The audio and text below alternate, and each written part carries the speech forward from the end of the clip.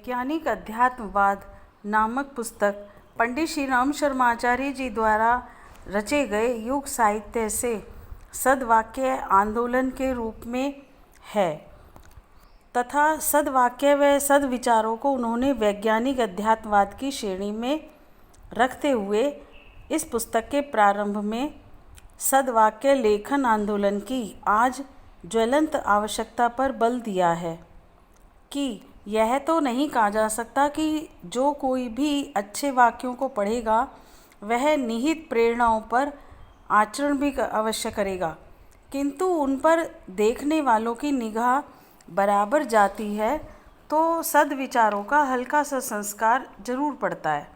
यदि वे संस्कार एकत्रित होने लगें तो कालांतर में ही अपना अनोखा प्रभाव उत्पन्न करते हैं। आचार्य जी के अनुसार जिस प्रकार बुरी बातों को बार बार देखते सुनते सोचते उनकी ओर मन ललचाने लगता है, उसी प्रकार प्रेरणाप्रद विचार भी उन पर अपना प्रभाव किसी न किसी रूप में अवश्य ही छोड़ते हैं।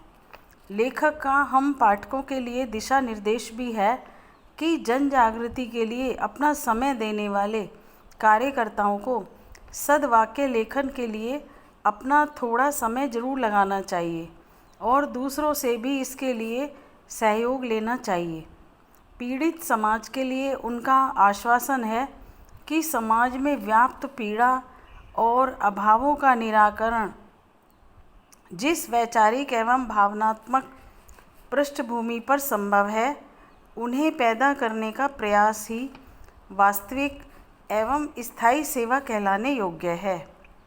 आचार्य जी का मानना है कि अब दुनिया सिद्धियों से नहीं हमारे सशक्त विचारों से पलटेगी, अतः इन विचारों को समाज में फैलाइए। इस पुस्तक में लिखित सद्वाक्य अब देखते हैं कौन कौन से हैं तो बहुत, पर यहाँ पर उदाहरण स्वरूप कुछ ही प्रस्तुत है। जैसे सब प्राणियों में भगवान है, भगवान भाव देखते हैं जाति नहीं।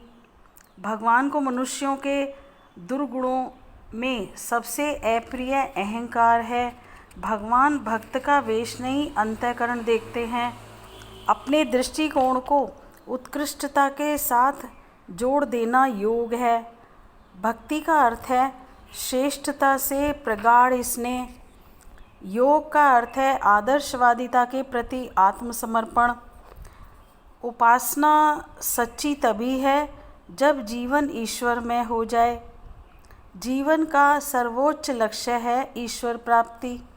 आत्मा की प्यास ज्ञान रूपी अमृत से ही परितृप्त होती है। ईश्वर को चापलूसी नहीं श्रेष्ठ कार्य पसंद है। भगवान को धोखा नहीं दिया जा सकता। दूसरों के दुख दर्द को अपना दुख दर्द समझो। पीड़ितों की सेवा ही भगवान की सच्ची आराधना है। धर्माचरण करने वाला ही वास्तविक धर्म प्रचारक होता है। भगवान भावना के भूखे हैं। भगवान भी हमें कर्म फल भोग से छुटकारा नहीं दिला सकते।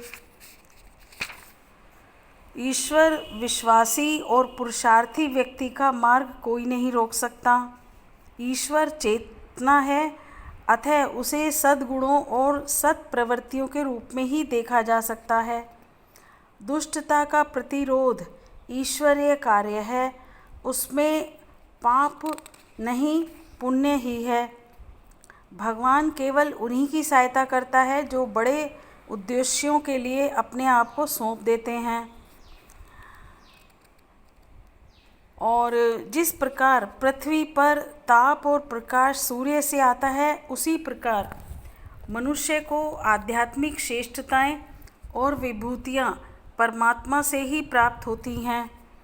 सच्चा सुख संतोष तब मिलता है जब मनुष्य अपने आप को परमात्मा का एक उपकरण मानकर विशुद्ध त्याग भावना से परोपकार करता है। तपस्या का अर्थ है लोक मंगल का जीवन जीना, समाज देश संस्कृति के विकास प्रगति के लिए श्रम करना, उसमें अपनी अकल, धन तथा समय लगाना, वासना, तृष्णा, क्षुद्रता और मोह निद्रा की उपेक्षा करते हुए कर्तव्य पालन और परमात्मा की आकांक्षाएं जागृत करना ही जागरण है। उपासना का अर्थ भगवान के नाम की माला फेरना ही नहीं है, बल्कि आदर्शों की नीतियों को जीवन में प्रतिष्ठित रखना भी है। उपासना याचना नहीं है, वह विशुद्ध रूप से आत्म परिष्कार, जीवन शोधन और पवित्रता के विकास की सुनियोजित प्रक्रिया है।